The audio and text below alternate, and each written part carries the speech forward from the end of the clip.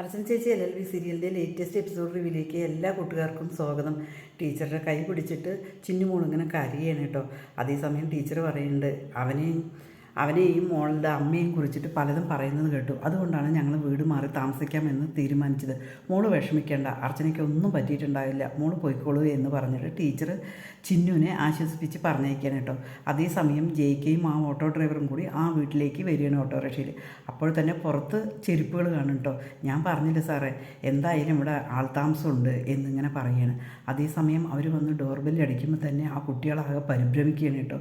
ഇതെന്താ ആരാണാവോ എന്ന് പറഞ്ഞിട്ട് അവർ പെട്ടെന്ന് തന്നെ പുറത്തേക്ക് വരികയാണ് കേട്ടോ. നിങ്ങൾ ആരാണെന്ന് ചോദിച്ചപ്പോൾ ഞങ്ങളിവിടെ 6 മാസമായി താമസക്കാരാണ്, ഞങ്ങൾ ഗൾഫിലായിരുന്നു എന്നിങ്ങനെ പറയുകയാണ് കേട്ടോ. അപ്പോൾ എൻ്റെ അടുത്ത് പറഞ്ഞല്ലോ ഇവിടെ ആളില്ല എന്നാണല്ലോ പറഞ്ഞത് എന്ന് പറയുകയാണ്. ഇല്ല, ഞങ്ങൾ താമസിക്കാൻ തുടങ്ങിയിട്ട് 6 മാസമായി എന്ന് പറയുന്നു.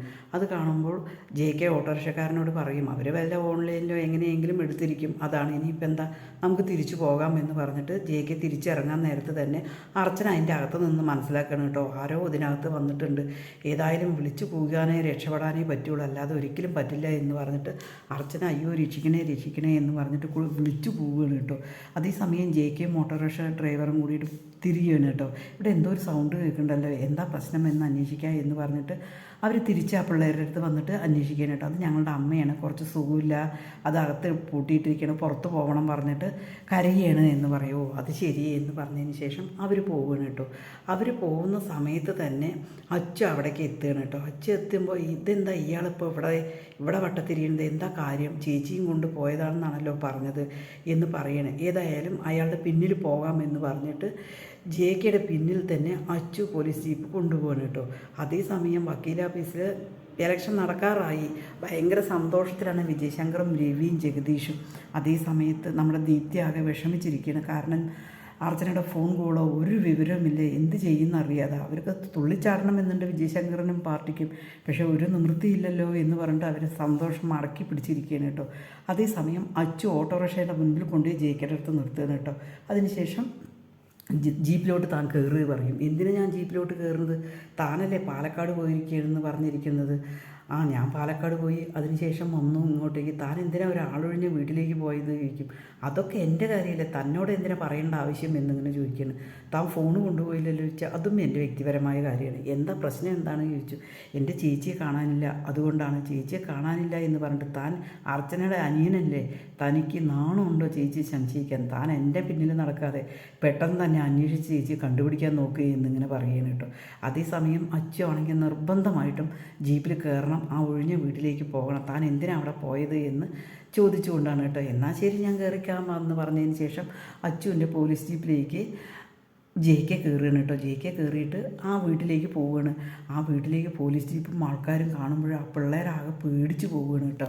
ആ കുട്ടികൾ പറയും നമ്മൾ അതേ സ്റ്റാൻഡിൽ തന്നെ നിൽക്കണം എന്നിങ്ങനെ പറയണം കേട്ടോ. അതിനുശേഷം അച്ചു ചോദിക്കുകയാണ്, ഇയാൾ ഇവിടെ എന്തിനാണ് വന്നത് എന്ന് ചോദിക്കുമ്പോൾ ഇയാളിവിടെ വീട് അന്വേഷിച്ച് വന്നതാണ് എന്ന് പറയും. നിങ്ങളോ ചോദിക്കും. ഞങ്ങളിവിടെ 6 മാസമായി താമസിക്കാൻ തുടങ്ങി, ഞങ്ങൾ ഗൾഫിലായിരുന്നു എന്ന് പറയും.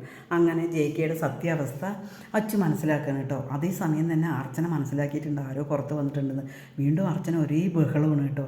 അത് കേൾക്കുമ്പോൾ അച്ചു ചോദിക്കും എന്താണെന്ന് ചോദിക്കുമ്പോൾ ആ പിള്ളേർ അതേ സ്റ്റാൻഡിൽ തന്നെ പറയും, ഞങ്ങളുടെ അമ്മയാണ്, സുഖമില്ലാതെ കിടക്കണ അമ്മയാണ് എന്ന്. അതേസമയം അച്ഛന് ഒരു വിശ്വാസക്കുറവുണ്ട്. ഇന്ന് കാലത്ത് ഒരാളെയും വിശ്വസിക്കാൻ പറ്റില്ലല്ലോ.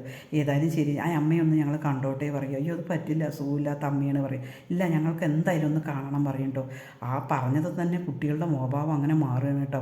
പിടിക്കപ്പെട്ടു എന്ന് കുട്ടികൾക്ക് തോന്നിയതും കുട്ടികൾ പുറത്തേക്ക് ഓടി രക്ഷപ്പെടാൻ ശ്രമിക്കുകയാണ്.